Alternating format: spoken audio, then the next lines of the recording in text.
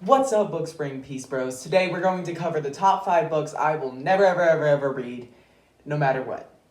These books will be judged on things that I have heard of, things that I have read upon, and anything that people have told me about them. And so I say we just dive right in. Stay hydrated. First up, we have the book Lolita. Now, I knew this was gonna be hard.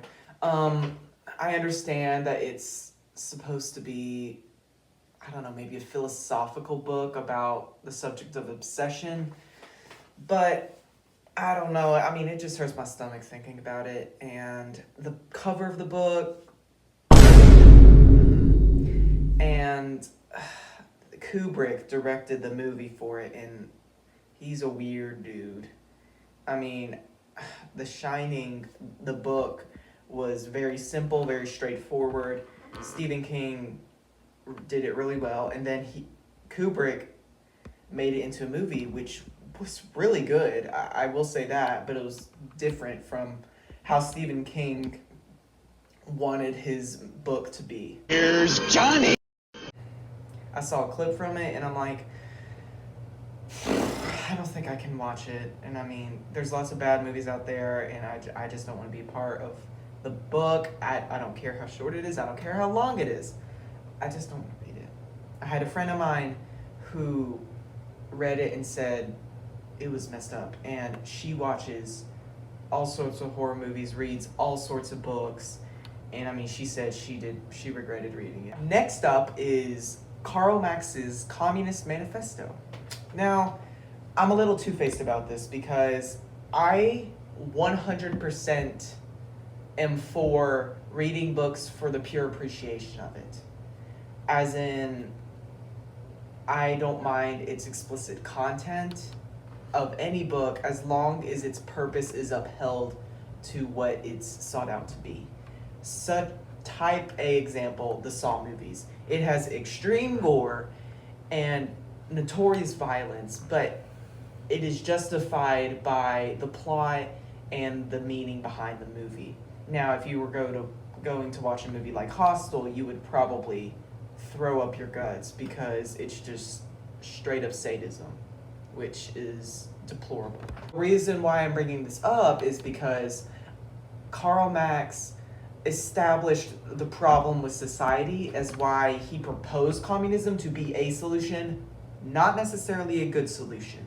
And so he established that capitalism crushes certain people groups and how they're not able to thrive much like others.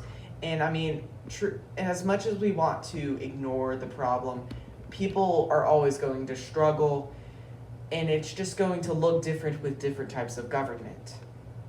And I mean, it may be more people, it may be less people, it may be hurting more so than others, and it may be a well-distributed harm.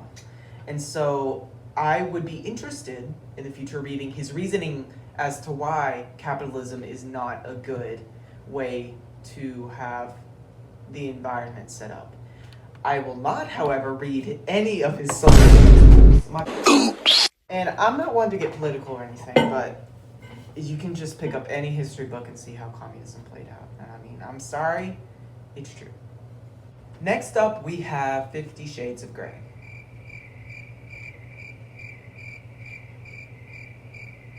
I'm not going to say much about it. I think I've said enough. Next up, we have books about... Now, story time with Book Spring Peace. When I was in a world history class in 8th grade, I had a history teacher, and he taught me so much, and I was able to retain that knowledge unlike many other classes. And he loved Roman, Greek empires, all that good stuff. And so he really went into detail about them, which also became a demise when it came to the subject of Caligula. And he told us he was a bad dude and did bad things. And so I'm like, I did not want to hear that, coach. But okay. But, I mean, he was a bad dude, did all sorts of things that I just don't want to get into. And I'm not a history buff, nor am I a huge fan of history. And I could get into that on a later story, but as of right now, I'm gonna stay clear of it. Next up is the book Icebreaker. Now, I just don't read those kinds of novels, romance novels. I mean, I think nowadays they're just getting to become garbage. I went to a library and a bookstore the other day. All the good books were gone, so all the famous authors were already fleeting, and it was all that was left were romance, and they were not romance. They were adult books, like adult film books, because I mean there was one cover and I mean it was just deplorable. And I mean shirtless men everywhere and women's clothing being smaller than, I don't know. Like it was just so unrational, and there were tons of them, tons of them. And I mean I just left, and the cover of this book looks so innocent, and it looks like a little teenage romance. Like, oh, a friend of mine showed me one page, mind you, of the book, and I was like, oh my gosh, my head went as red as a cherry tomato. It was bad, and I'm just not interested in that. I would only be reading something with explicit content if it had deeper meaning behind it, and it contributed to the plot. And Don't you even. I've seen lots of stuff with romance novels that are a lot less steamy than that. I don't know why they just made a cover so young and so innocent. I mean, look at that. Look at it. Okay, I'm done with that.